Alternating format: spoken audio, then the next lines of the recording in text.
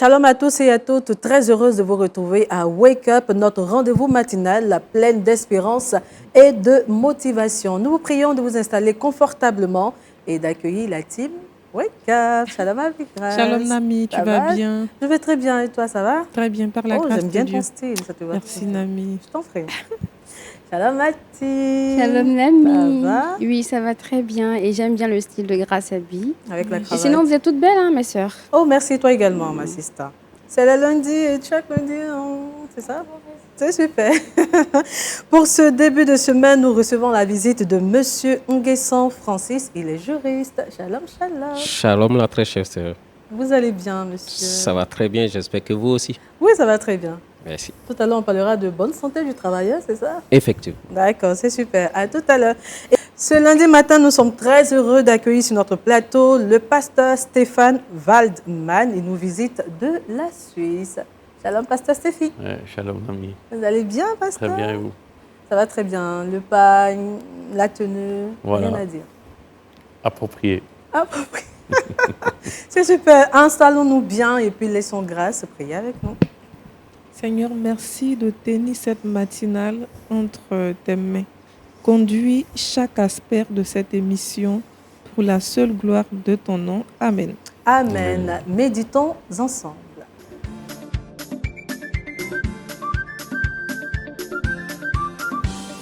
Pasteur, vaincre le mal par le bien.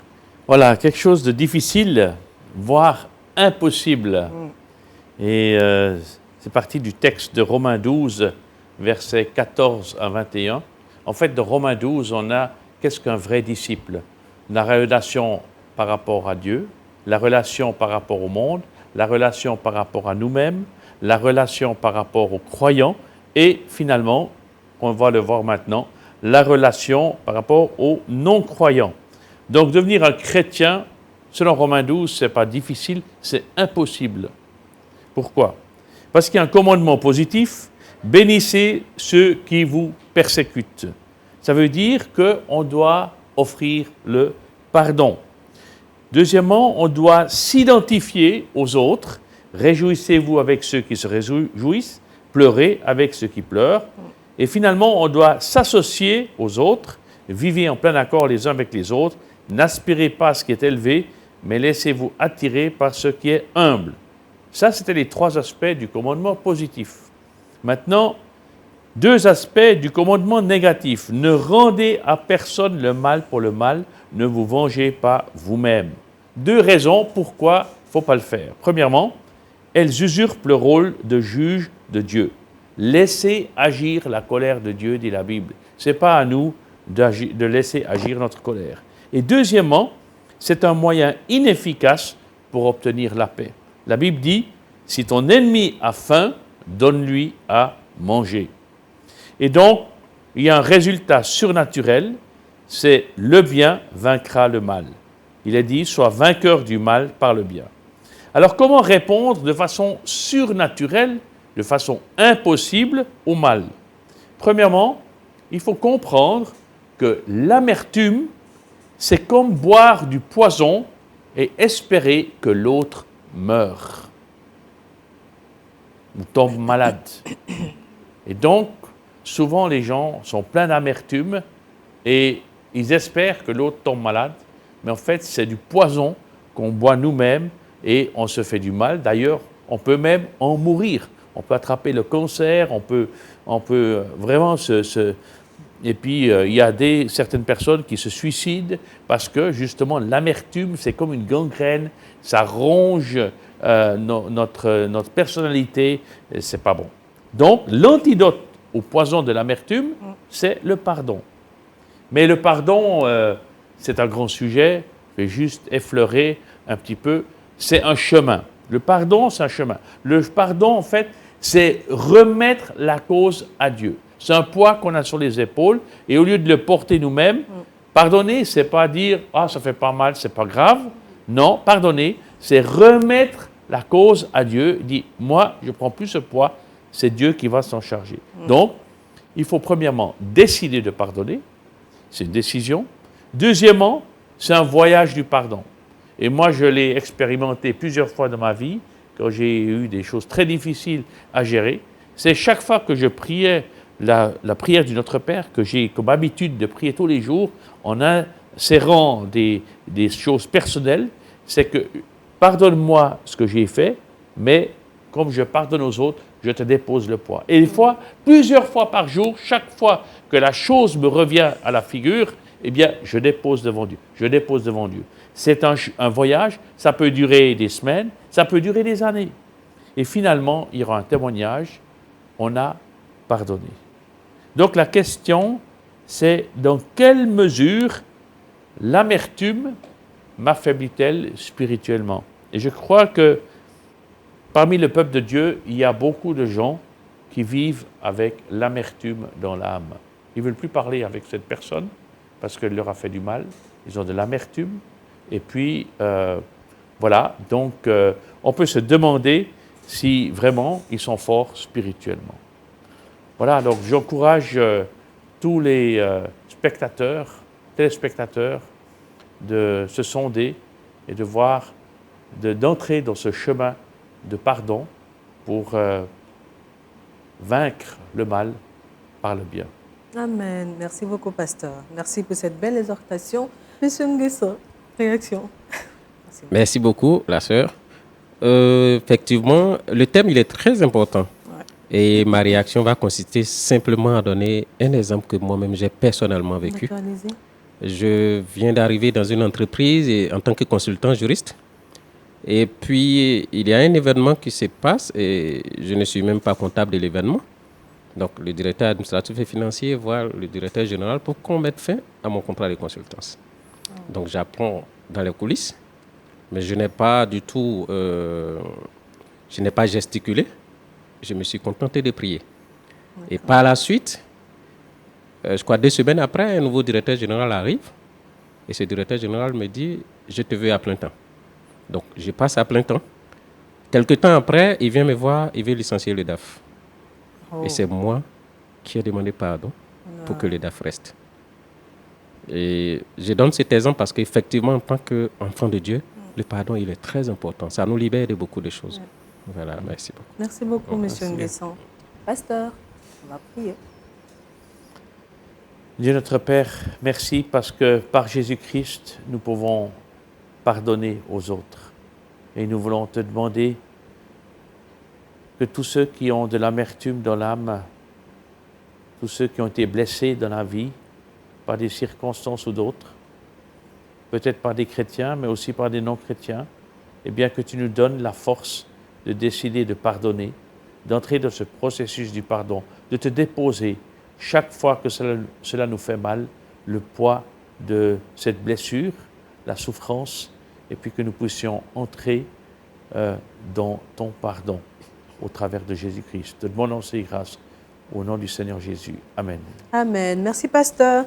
Place à la deuxième rubrique de cette matinale, c'est Culture Actu et c'est Grâce qui régale.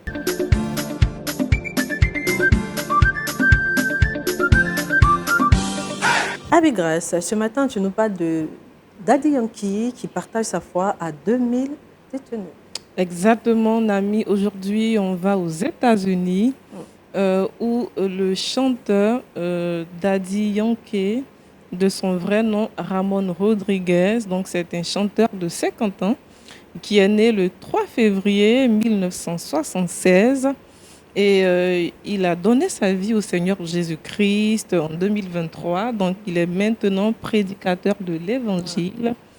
Ce chanteur-là a partagé sa foi dans une prison de Louisiane qui est connue sous le nom d'Angola aux États-Unis. Et donc ce chanteur-là a rappelé à ces personnes-là que la valeur d'une personne ne réside pas dans son passé, mais dans le plan que le Seigneur Jésus-Christ a pour sa vie. Et donc je vous propose de suivre cet élément vidéo qui parle de la conversion de Daddy Yankee. Para mí es el más importante de mi vida. Y se los quiero compartir porque no es lo mismo vivir una vida de éxito que una vida con propósito. Por mucho tiempo yo intenté llenar un vacío en mi vida que nadie pudo llenar. Trataba de rellenar y buscar un sentido a mi vida. En ocasiones aparentaba estar bien feliz, pero faltaba algo para hacerme completo. Y les tengo que confesar que ya esas días terminaron. Alguien pudo llenar ese vacío que sentía por mucho tiempo.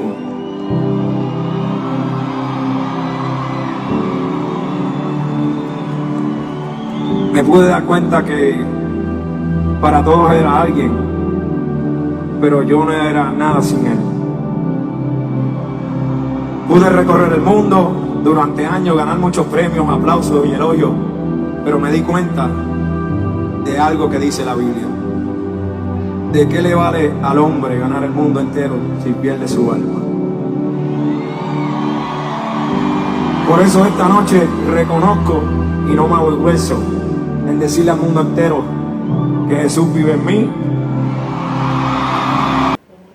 Merci à la régie pour l'élément vidéo. Alors, on se rend compte que ce rappeur-là, de 50 ans, a donné sa vie au Seigneur Jésus-Christ. Il s'est séparé du prestige du monde. Il s'est séparé de l'amour de ses fans. Il a choisi au milieu de l'acclamation du monde, au milieu des valeurs du monde. Il s'est dit non, non, non, non, non. Ce que j'ai, je considère ça un peu comme la teigne et la rouille, où beaucoup de choses peuvent détruire ces choses que j'ai. Donc, il a cherché le bonheur, il a cherché le Seigneur Jésus-Christ, et qui a le chemin, la vérité et la vie. Et ce rappeur-là a trouvé ce chemin, la vérité et la vie. Et il a fait comprendre qu'à partir de 2023, sa vie, tout ce qu'il a, tout ce qu'il est et tout ce qu'il a appartiennent au royaume céleste, donc au Seigneur Jésus-Christ. Il a rappelé à ses prisonniers de Louisiane que la véritable prison réside dans l'esclavage du péché. Parce qu'il ne s'agit pas d'être libre et de vivre en permanence dans le péché. Donc, malgré la prison, malgré la peine privatrice de liberté, il faut rechercher la sanctification, rechercher le chemin, la vérité et la vie. Et moi, je pense que c'est une grande première. Je pense que c'est une boussole pour certains rappeurs ou encore certaines personnes du milieu musical. Donc, encore big up à Daddy Yankee. Merci beaucoup, Abigrace. Pasteur, je vous voyais hocher, acquiescer c'est tous les magnifique vies de comme grâce. témoignage. Dieu soit loué. Amen. Amen. Merci beaucoup, pasteur. Merci à Big Grâce. Tu es béni. Ce matin, découvrons dans la vidéo du jour des béquilles révolutionnaires de legmio.com. Des béquilles 2 en 1, pensées pour offrir plus de confort, de mobilité et d'autonomie aux utilisateurs. Découvrons.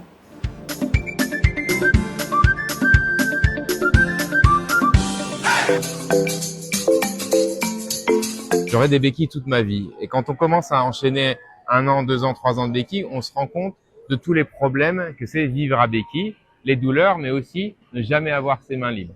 Donc moi, j'ai décidé de revisiter complètement la béquille et j'ai inventé une béquille 2 en 1. 2 en 1, pourquoi? Parce que c'est à la fois une béquille qu'on utilise avec la poignée, un peu comme les béquilles habituelles, mais j'ai redesigné l'ergonomie avec une grande surface de contact pour vraiment adoucir les efforts au niveau de la main et des points de contact ici qui évitent le parcours des nerfs parce que j'ai des nerfs très détériorés à force d'utiliser des béquilles normales. Donc là, j'ai mis de la mousse ici et un contact vraiment loin des nerfs. Mais la plus grosse innovation, c'est d'avoir un deuxième mode. C'est-à-dire que dès que j'ai besoin de porter quelque chose, parce qu'on peut rien porter en béquille en se déplaçant, dès que j'ai besoin de porter quelque chose, je mets ma main ici et là, je passe en mode main libre. C'est-à-dire, si j'ai besoin de porter, par exemple, un petit café, je suis pas obligé de le boire là où je l'ai fait. Je peux me balader, tout simplement, en continuant à béquiller. Et là, j'utilise mon coude au lieu d'utiliser ma main. Porter 2 objets tranquillement et continuer à béquiller. Et j'ai les 2 mains libres. Ça s'appelle Legmio. Et sur legmio.com, il y a une vidéo qui montre un peu mon quotidien avec cette béquille et puis l'histoire de mon parcours. Cette innovation est pratique, moderne et surtout bien pensée pour faciliter la vie à tous ses utilisateurs et au quotidien. En tout cas, comme le dit très souvent Abigrace, nous validons. Nous validons. Et c'est vrai que c'est un geste que nous, on a l'habitude de faire sans vraiment se rendre compte que ça peut être un luxe pour quelqu'un qui a des mains bloquées grâce à une béquille.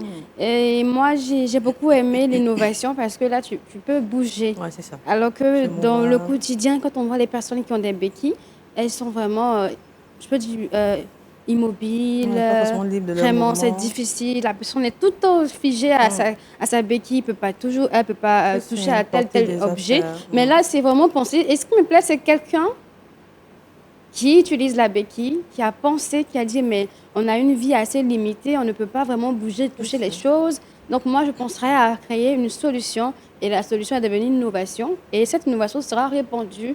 Et je pense que chacun d'entre nous peut, à défaut d'avoir je dirais, la béquille elle-même, on peut s'inspirer pour aussi créer d'autres modèles partout dans le monde. Et on encourage l'aide mieux. On encourage les bio. J'ai regardé la vidéo, je pense que c'est une innovation qui mérite d'être soulignée.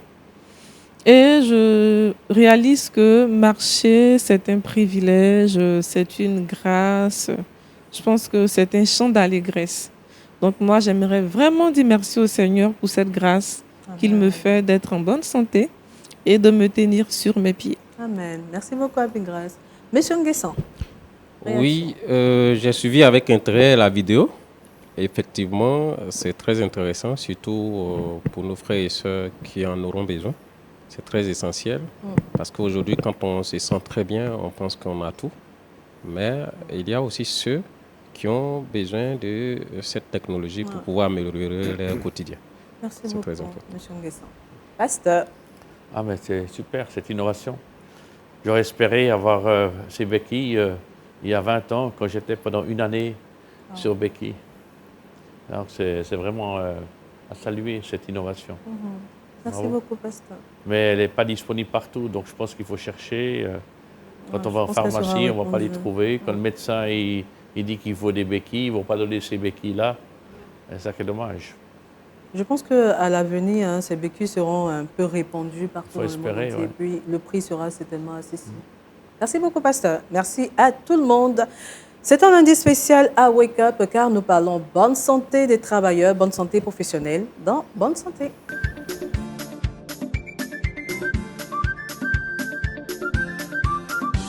Monsieur Nguessan, ce matin, vous nous parlez de l'indemnisation du travailleur en cas d'accident de travail. Effectivement. D'accord, Merci beaucoup. je vous en prie. Comme vous le disiez tantôt, aujourd'hui nous sommes là pour parler de l'indemnisation du travailleur en cas d'accident de travail. C'est très essentiel. Nous avons préféré ce thème parce que très souvent, le travailleur ou les ayants droit manquent quelque chose. Parce qu'il peut y avoir un autre volet que beaucoup ne savent pas. Donc déjà, avant de commencer, d'entrer dans le vif du sujet, je vais déjà définir ce que c'est qu'un accident de travail pour que tout le monde puisse comprendre ce que je vais exposer. Donc l'accident de travail peut se définir comme un événement qui cause des lésions corporelles, physiques ou psychologiques aux travailleurs. Et cet événement intervient en général lors de l'exécution du contrat de travail ou au cours du trajet qui vous permet de rejoindre votre lieu de travail.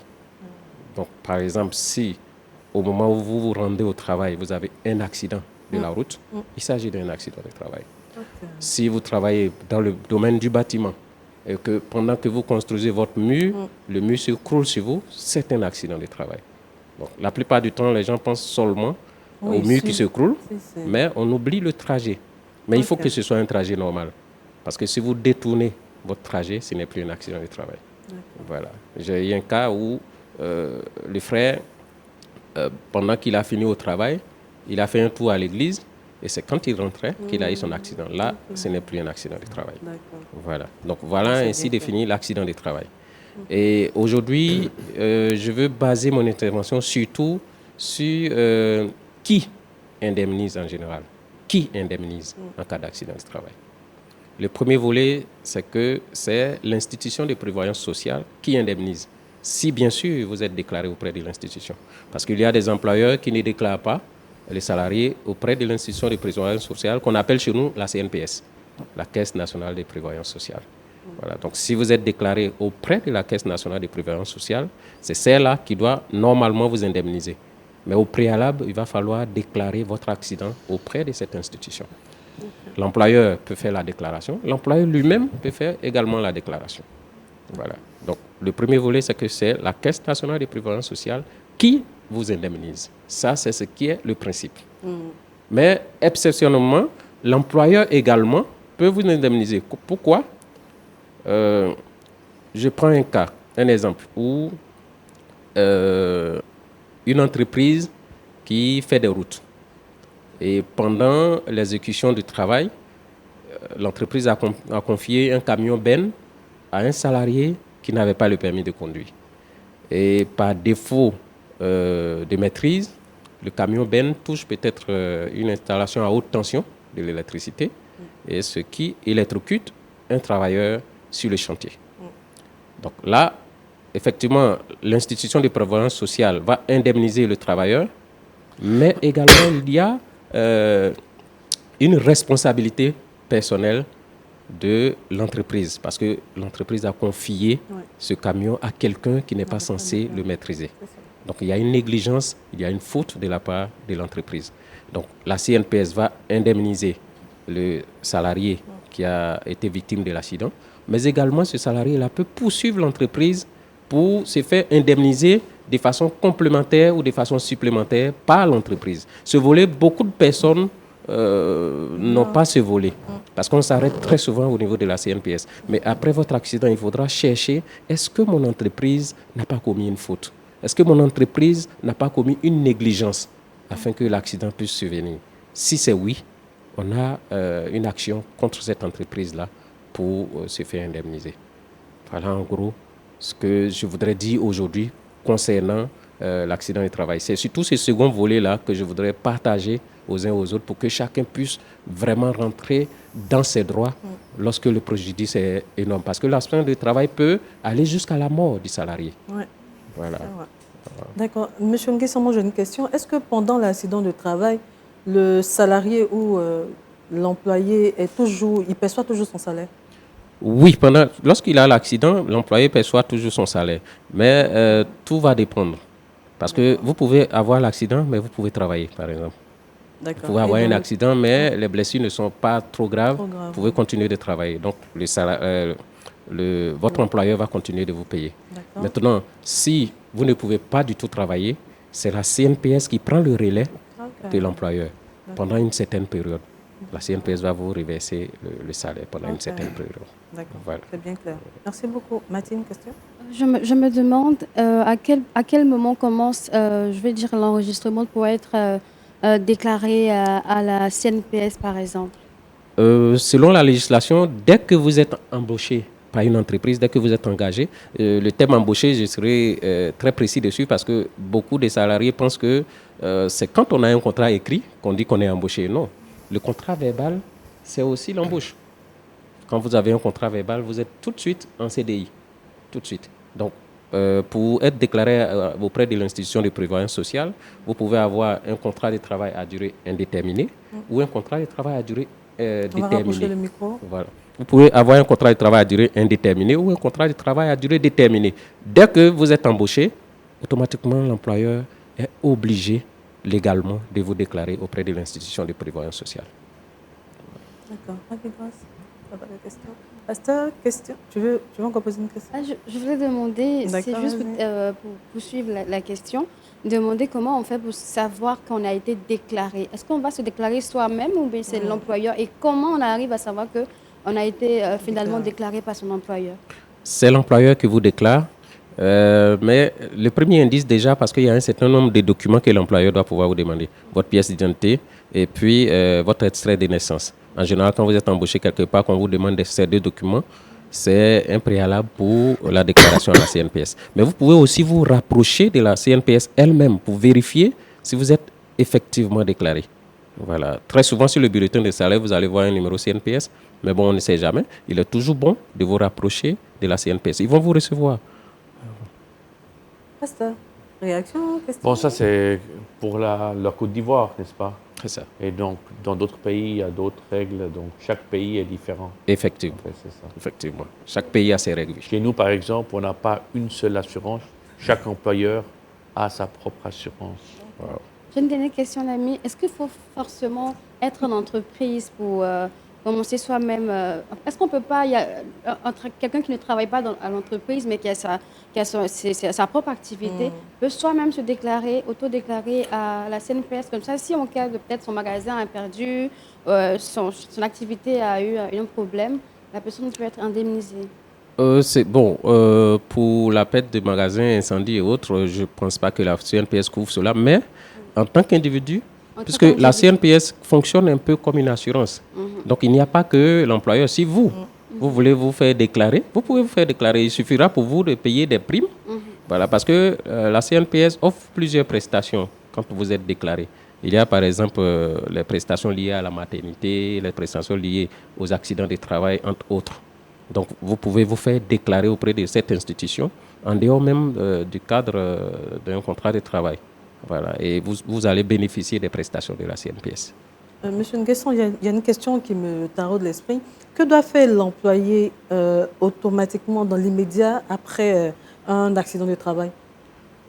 Ce qui est essentiel pour l'employé, en général, après un accident de travail, cela varie. Parce qu'il peut être invalide, ça dépend, voilà. Mais c'est surtout l'employeur qui doit faire beaucoup de choses. Parce que les premiers soins sont donnés par l'employeur. Voilà, puisqu'il est blessé, les premiers soins sont donnés obligatoirement par l'employeur. Et l'employeur doit pouvoir déclarer l'accident auprès de l'institution de prévoyance sociale.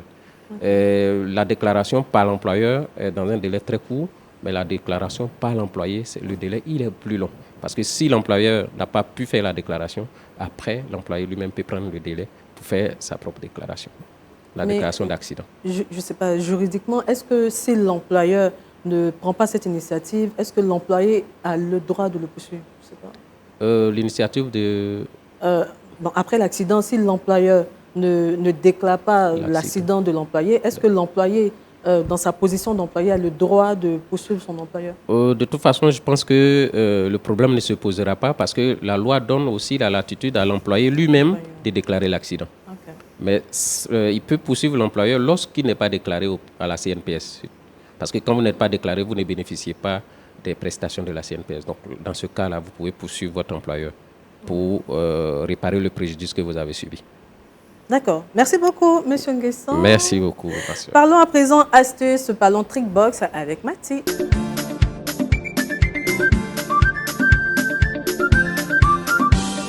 L'astuce pour se faufiler entre deux voitures garées sans risque. En réalité, on a parlé d'assurance, tout ça. Oui, on a parlé d'assurance, c'est vrai. Et c'est toujours l'aboutissement. Hein. Voilà. En fait, aujourd'hui, je parle de cette astuce. C'est pas un homme qui se faufile. En fait, c'est vrai que c'est un homme qui se faufile. Mais c'est deux voitures garées, donc il faut se faufiler. En fait, je vais expliquer l'astuce. Elle est simple. Vous, grâce à habillé, tu m'excuses, mais je vais prendre un exemple. Tu es bien habillé. Aujourd'hui, c'est le lundi. Tu pars au travail et tu gares au parking normalement. Et à ta pause, peut-être à ta descente, tu reviens. Il y a encore des véhicules qui sont garés, mais elles sont garées, ces voitures sont garées du moins de telle sorte que tu ne puisses pas ouvrir même ta portière. Ou souvent, c'est l'inverse, c'est tu es dans la voiture et tu te rends compte qu'il y a des véhicules qui sont venus t'accoster et tu ne peux pas sortir de ta voiture. Et dans ces cas-là, si tu ouvres la portière de trop, tu peux avoir des rayures, provoquer des rayures chez les voisins, ou bien même te faire des rayures chez toi-même en fait, ou bien avoir un choc et avoir un creux dans la voiture. C'est pourquoi ce matin, je propose d'avoir des boudins anti-choc. Donc les boudins, j'en ai parlé une fois. Si vous avez une porte qui est surélevée, vous pouvez utiliser les boudins en silicone pour pouvoir protéger votre porte et vous protéger des insectes. Et ce matin, c'est ce même boudin qui va vous permettre de pouvoir donc, protéger les portières, votre portière de véhicule. Dans le cas où peut-être que vous n'arrivez pas à sortir de votre votre véhicule parce que vous êtes coincé, ou soit aussi parce qu'on a coincé votre véhicule, vous n'arrivez pas à entrer, que vous voulez forcément vous faufiler, voilà, pour pouvoir faire urgemment ce que vous avez à faire. Donc le boudin, c'est pratique, c'est partout, c'est PVC, on peut en avoir partout dans les commerces et il faut que chacun d'entre nous, en tout cas ceux qui ont des véhicules, puissent en avoir dans les véhicules. On ne sait jamais. On ne sait Mais un jamais. civisme est tellement que... Tu dois l'avoir dans ta voiture. Je te souhaite d'avoir une voiture, ma sœur. Donc, il y a tellement d'incivisme que souvent, il faut avoir des précautions. Donc, ce matin, je vous invite à regarder comment ça fonctionne dans la vidéo. Tu sais que si tu prends une frite de piscine, que tu en coupes un morceau et que tu le tranches dans le sens de la longueur, là maintenant, tu n'as plus qu'à en mettre dans chacune de tes portières. Comme ça, quand tu es garé près d'une voiture, tu as juste à l'insérer. Et quand tu sors tes affaires ou un enfant, tu es sûr que ça abîmera pas la carrosserie. D'accord. J'ai pas essayé de faire la vidéo longue, mais je pense qu'on arrive à comprendre le sens clair. Voilà. Donc, j'invite tout le monde à en avoir. Ça va vous éviter de payer des assurances inutiles aussi. Parce que le voisin peut se plaindre, mais j'ai eu des rayures sur ma voiture et tout et tout. Surtout avec les enfants, on pousse et on a des problèmes. Merci beaucoup, ma Je t'en prie. Aie une voiture, ma soeur. Amen, je reçois. Rouge Bordeaux. Monsieur Nguesso, réaction. Oui, franchement, je peux dire waouh parce On va que rapprocher le micro. je peux dire waouh parce que j'ai été victime de cela il n'y a pas très longtemps. D'accord. Lorsque j'ouvrais la portière, il y avait une moto qui était juste à côté. Et la rayure est toujours, parce que je n'étais pas très content, donc je ne suis même pas allé réparer la rayure. J'ai toujours la rayure sur ma voiture. Donc je pense que je vais mettre en pratique ce que la soeur vient de dire. Vraiment, merci beaucoup pour l'astuce. C'était une astuce pour vous. Hein. Oui, effectivement. Pasteur. Merci beaucoup pour l'astuce, j'ai appris quelque chose. Merci, Mathie. Avec grâce. Je valide. Elle valide. Avec elle, nous allons valider la dernière rubrique de cette émission. Le saviez-vous?